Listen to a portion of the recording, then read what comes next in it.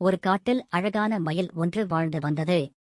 அதன் தோகை மிகவும் அழகாகவும் பல வண்ணங்களைக் கொண்டதாகவும் இருந்தது. மயில் எப்போதும் தன் அழகைப் பார்த்து பெருமைப்படும். ஒரு நாள் மழை பெய்யத் தொடங்கியது.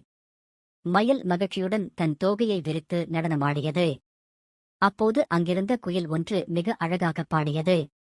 அதைக் கேட்ட மயில், குயில் எவ்வளவு இனிமையாகப் பாடுகிறது! ஆனால் என் குரலோ மிகவும் கரகரப்பாகவும் கேட்பதற்கு அசிங்கமாகவும் இருக்கிறதே என்று வருத்தப்பட்டது. மயிலின் வருத்தத்தைக் கண்ட ஒரு வன தேவதை அதன் முன் தோன்றியது. மயில் தேவதையிடம், தேவதையே, எனக்கு மட்டும் ஏன் இவ்வளவு மோசமான குரலை கொடுத்தீர்கள்? குயிலின் குரலை பார்த்து நான் பொறாமைப்படுகிறேன் என்று அழுதது. அதற்கு தேவதை புன்னகையுடன் சொன்னது, மயிலே, ஒவ்வொரு உயிரினத்திற்கும் ஒவ்வொரு சிறப்பு உண்டு. உனக்கு அழகான தோகையை தந்துள்ளேன், குயிலுக்கு இனிமையான குரலை தந்துள்ளேன், கழுகிற்கு வலிமையான பார்வையை தந்துள்ளேன். ஒருவரிடம் இருப்பவை மற்றவரிடம் இருக்காது. உன்னிடம் இருப்பதை நினைத்து பெருமைப்படு, இல்லாததை எண்ணி வருந்தாதே என்று கூறி பறந்தது. மயில் தனது தவறை உணர்ந்து தன் அழகிய தோகைக்காக நன்றி சொல்லி மகிழ்ச்சியுடன் வாழ்ந்தது.